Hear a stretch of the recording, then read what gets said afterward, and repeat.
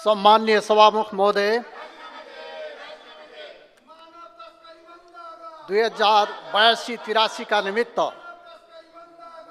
नेपाल सरकारको तर्फबाट उप प्रधानमन्त्री तथा अर्थमन्त्री विष्णु पौडेलले प्रस्तुत गर्नुभएको नेपालको बजेटको बारेमा मेरा केही आफ्ना धारणाहरू राख्ने अनुमति चाहन्छु।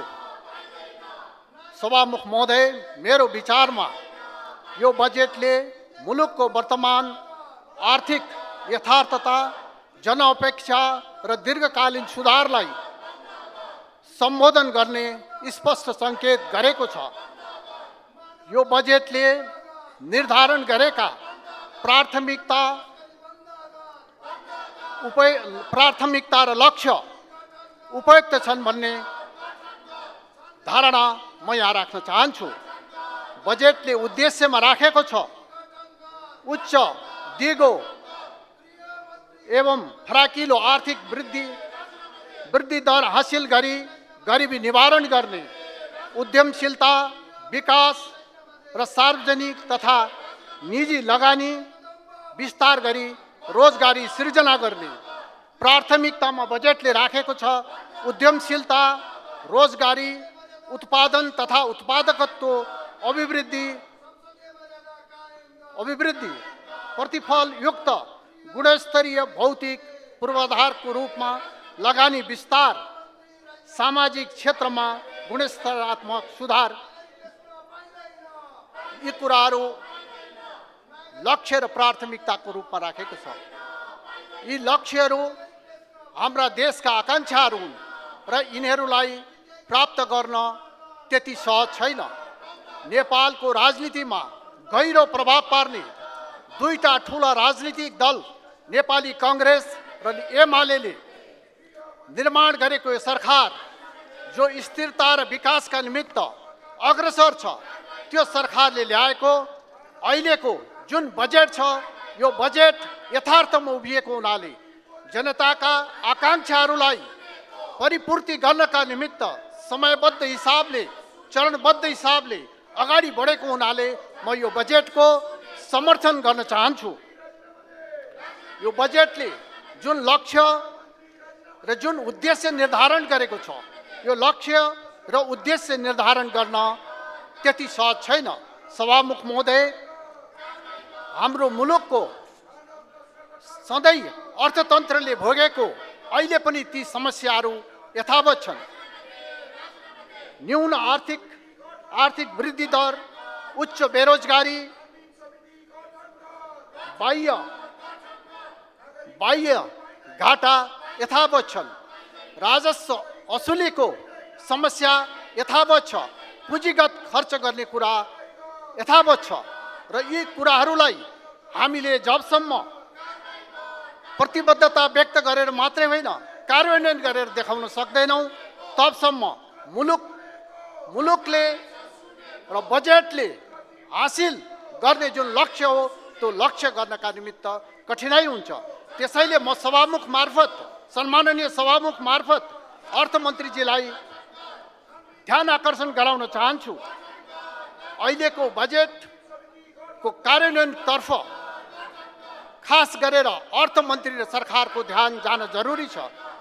अहिलेको बजेटलाई प्रतिफलमुखी बनाउन विनियोजन क्षमता, कार्यान्वयन क्षमता र जवाफदेहिता र नीतिगत हस्तक्षेपका निमित्त अर्थमन्त्रीले समयमै मूल्याङ्कन गरेर अगाडि बढ्नुपर्ने अहिलेको आवश्यकता छ। यो आवश्यकताप्रति अर्थमन्त्रीको गम्भीर रूपले ध्यान जाओस् भन्ने कुरा म यहाँ राख्न चाहन्छु। सभामुख महोदय, बजेटले देशको समृद्धिका निमित्त, जनताको विकासका निमित्त जुन प्राथमिकता निर्धारण गरेको छ, यी प्राथमिकताहरू सही छन्। कृषिलाई आधुनिकीकरण गर्ने कुरा जुन बजेटमा उल्लेख छ, यो कुरा सही छ। 2 वर्षभित्रमा हाम्रो मुलुकलाई चामलमा आत्मनिर्भर बनाउने जुन सरकारको लक्ष्य छ, जसरी सरकारले एउटा योजनाका साथ यसमा किटान गरेर ल्याएको छ, त्यो लक्ष्य पूरा गर्नका निमित्त यो वर्षदेखि नै सरकारले त्यसको प्राप्तिका निमित्त परिणाम दिनका निमित्त त्यस अनुसारले परियोजना अगाडि बढाओस् भन्ने म सभामुख मार्फत अर्थमन्त्रीजीलाई आग्रह गर्न चाहन्छु। व्यावसायिक खेती पशुपालनका निमित्त जुन महत्त्वका साथ बजेटमा उल्लेख भएको छ, यो महत्त्वलाई ध्यानमा राखेर जसरी अनुदान दिने व्यवस्था बजेटले गरेको छ, परिकल्पना गरेको छ, त्यो बजेटलाई त्यो अनुदान दिने जुन रकम छ त्यो रकमको सही रूपले अहिले सदुपयोग हुन सकेको छैन। यसलाई सही रूपले सदुपयोग गर्नका निमित्त अन्यत्र देशका उदाहरणहरूलाई पनि हेरेर, अन्यत्र देशमा रहेका परिचालनलाई पनि हेरेर उत्पादनसँग अनुदानलाई जोड्नका निमित्त पनि म आग्रह गर्न चाहन्छु। अलैँची, चिया, कफी, अदुवा, बेसार, फलफुल, छुर्पी, दुग्ध पदार्थको क्वालिटी कन्ट्रोल मापदण्ड गरेर ब्रान्डिङ गरेर यसलाई हामीले निकासी गर्न सक्यौँ भनेदेखि यो हाम्रा अर्थतन्त्रका निमित्त एउटा महत्त्वपूर्ण आधार बन्न सक्दछ। यसतर्फ पनि म सभामुख मार्फत सरकारको ध्यान आकर्षण गर्न चाहन्छु। सभामुख महोदय, नेपालमा झन्डै 70% जनसङ्ख्या आज मोबाइल र इन्टरनेटको पहुँचमा पुगेको छ। नेपालमा लाखौं युवाहरू बेरोजगार छन्। यो बेरोजगारीलाई अन्त गर्नका निमित्त र विकास र समृद्धिको ढोका खोल्नका निमित्त आईटी को विकास गर्न जरुरी छ। आईटी को विकासले नेपालमा अवसरको युवाहरूलाई, खास गरेर युवाहरूलाई अवसरको ढोका खोल्नेछ। भारत, बङ्गलादेश, फिलिपिन्स जस्ता देशले आईटी सेवाको निर्यातबाट वर्षको अर्बौं डलर आमदानी गरिराखेका छन्। यस कुरालाई ध्यानमा राखेर नेपाल सरकारले हाम्रो आईटीलाई केवल घोषणाको विषयवस्तु नबनाएर त्यसलाई यो वर्षदेखि नै मुलुकको उत्पादनशील क्षेत्रको रूपमा विकसित गर्नका निमित्त म सरकारको ध्यान आकर्षित गर्न चाहन्छु। नेपालको आईटीलाई विकसित गर्नका निमित्त आईटीलाई नेपालमा पनि IT outsourcing call centre, software export, cloud service जस्ता क्षेत्रलाई प्रोत्साहित नीति स्पष्ट रूपमा उल्लेख हुनुपर्दछ र त्यस अनुसार हाम्रो नीति कार्यक्रम अगाडि बढ्नुपर्दछ। डिजिटल नेपाल बनाउने सपना केवल कागजमा होइन, कार्यक्रममा यसै आर्थिक वर्षदेखि प्रारम्भ हुनुपर्छ भन्ने कुरामा म सरकारको ध्यान आकर्षण गराउन चाहन्छु। जलस्रोतको समुचित विकासले यो मुलुकको समृद्धि हासिल गर्नका निमित्त हामीलाई ठुलो योगदान गर्न सक्दछ। जलस्रोतको समुचित विकास गर्न सक्यौँ भनेदेखि हामीले मुलुकलाई बिजुली बेचेरै मुलुकलाई आत्मनिर्भर गराउन सक्दछौँ। तर बिजुली बेच्नमा मात्र होइन, बिजुलीको बढीभन्दा बढी स्वदेशमा खपत गर्नका निमित्त नीति र कार्यक्रमहरू त्यस अनुसार परिचालित हुनु जरुरी छ। जहिले हामीले आयोजनाहरू, परियोजनाहरू निर्माण सम्पन्न गर्छौँ, त्यसलाई मध्यनजर राखेर हामीले ट्रान्समिसन लाइनहरू बनाउने काममा पनि हामी अगाडि बढ्नुपर्दछ। अहिले जलस्रोतको क्षेत्रमा जुन किसिमको आशा र विश्वास, भरोसा स्थापित भएको छ, आज बङ्गलादेशमा, भारतमा जुन किसिमले हामीले बिजुली निर्यात गर्ने अवस्थामा हामी पुगेका छौँ, यसलाई अझ बढाएर लिएर गएर भारतसँगको जुन हाम्रो व्यापार घाटा छ, त्यो व्यापार घाटालाई न्यून गर्नका निमित्त जलस्रोतलाई हामीले अगाडि बढाउनुको विकल्प छैन। हामीले जलाशययुक्त बुढी गण्डकीलाई चाँडोभन्दा चाँडो मोडालिटीमा नअल्झिकन यो बुढी गण्डकीलाई चाँडोभन्दा चाँडो हामीले कार्यान्वयनमा लानका निमित्त सरकारले यस दिशातर्फ यथाशीघ्र कदम चाल्न जरुरी छ भन्ने कुरा म राख्न चाहन्छु। पर्यटन हाम्रो मुलुकको समृद्धिको अर्को एउटा मूल आधार हो। नेपाललाई आकर्षक गन्तव्य स्थल, पर्यटकका निमित्त आकर्षक गन्तव्य स्थल हामी निर्माण गर्न सक्छौँ। त्यस दिशामा अहिले सरकारले जुन योजना ल्याएको छ त्यो प्रशंसा गर्न योग्य छ र खास गरेर धार्मिक पर्यटनको पनि हाम्रो देशमा धेरै ठुलो सम्भावना छ र धार्मिक पर्यटनलाई हामीले महत्त्वका साथ व्यवस्थित गर्न सक्यौँ भने धार्मिक पर्यटकद्वारा यो देशमा रोजगारी र आय वृद्धि गर्नका निमित्त महत्त्वपूर्ण योगदान हुन सक्दछ। त्यसैले म धार्मिक पर्यटनलाई देशभरिमा व्यवस्थित गर्नका निमित्त र धार्मिक पर्यटकका आकर्षक गन्तव्य स्थलहरूलाई अगाडि बढाउनका निमित्त पनि म सरकारलाई आग्रह गर्न चाहन्छु। मेरो निर्वाचन क्षेत्र, मेरो जिल्ला सुनसरीमा पनि धार्मिक हिसाबले भारतीय पर्यटकहरूलाई आकर्षण गर्ने 3टा महत्त्वपूर्ण स्थानहरू छन्। ती स्थानहरूमा बारा क्षेत्र, चतरा र रामधुनी छ। त्यसलाई पनि सरकारले विशेष व्यवस्था गरोस् भनेर म राख्न चाहन्छु। भूमि व्यवस्थाको बारेमा हरेक बजेटमा हामीले दलित, भूमिहीन, सुकुम्बासीहरूका निमित्त स्थायी रूपले भूमिको समस्या समाधान गर्छौँ भन्ने हामीले प्रतिबद्धता व्यक्त गर्दै आएका छौँ। यसपटक म सरकारसँग आग्रह गर्न चाहन्छु, यो बलियो सरकार छ र यो सरकारले ल्याएको जुन बजेट छ यो बजेटलाई कार्यान्वयन गरेर दलितको, सुकुम्बासीको अव्यवस्थित बसोबासीका निमित्त जुन भूमिको व्यवस्था हामीले गर्नुपर्ने हो त्यो भूमिको व्यवस्था सदाका निमित्त समाधान गर्ने किसिमले अगाडि बढाउनका निमित्त पनि म आग्रह गर्न चाहन्छु।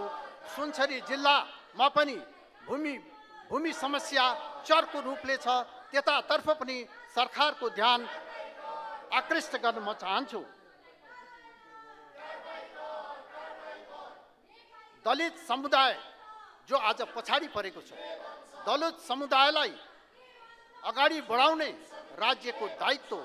त्यो दायित्व पुरा गर्नका निमित्त बजेटको एक ठाउँमा उल्लेख गरिएको छ, दलित समुदायको संरक्षण, सिपको संरक्षण, आय र अवसरको वृद्धिका निमित्त भगवत सर्वजित उद्यमशीलता विकास कार्यक्रम भनेर यहाँ उल्लेख भएको छ।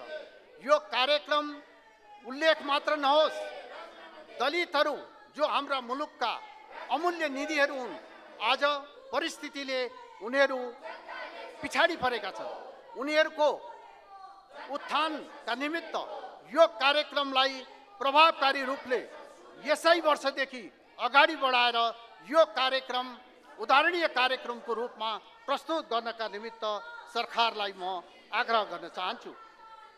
बजेटले हाम्रो समाजमा आशा जगाएको छ। बजेटले केवल आशा जगाएर मात्रै समाजको विश्वास हामीले जित्न सक्दैनौँ। समाजको विश्वास जित्नका लागि यो बजेटको प्रभावकारी कार्यान्वयनमा सरकारलाई म ध्यान आकर्षण गराउन चाहन्छु।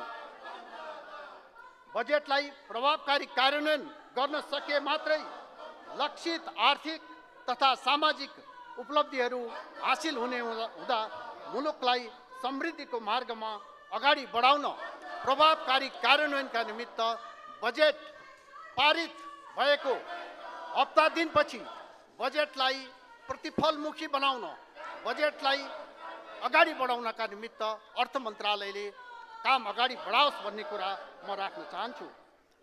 मुलुकको विकासका निमित्त राजनैतिक स्थिरता अपरिहार्य छ र अहिले मुलुकमा राजनैतिक स्थिरता कायम छ, नीतिगत स्थिरता कायम छ र यो राजनैतिक र नीतिगत स्थिरताको जगमा उभिएर यो बजेट आएको छ र यो बजेटले नेपालको समृद्धिका निमित्त एउटा उल्लेखनीय बाटोमा यो देशलाई अगाडि बढाओस् भन्ने पनि म आग्रह गर्न चाहन्छु। देशको आर्थिक पुनर्निर्माण हाम्रो साझा सङ्कल्प बन्नुपर्दछ। को सरकारमा छ, को बाहिर छ, को विरोध गरिराखेको छ, त्यो आफ्नो ठाउँमा होला, तर देशको समृद्धिका निमित्त, देशको आर्थिक पुनरुत्थानका निमित्त हामी सबै एक ठाउँमा उभिनौँ भनेदेखि हामीले गर्ने भाषण, हामीले लाउने नारा त्यो केवल सतै नारा र सतै भाषण मात्र हुन सक्दछ।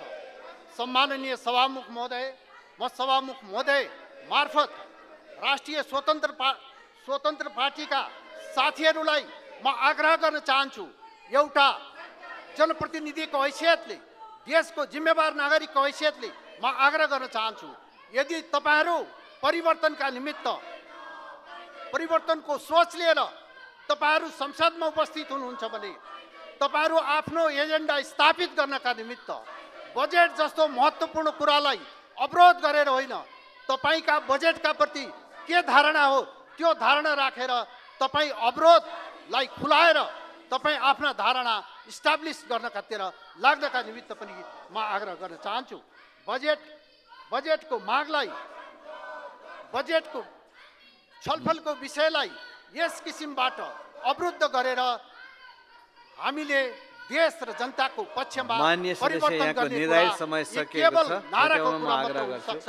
यिनै कुराहरू राख्दै सम्माननीय सभामुख महोदय, यो बजेटले मुलुकमा आशा जगाएको छ र यसले सफल कार्यान्वयन गरेर विश्वास जगाउन सकोस् भन्ने शुभकामनाका साथ मेरो भनाइ अन्त गर्न चाहन्छु। धन्यवाद।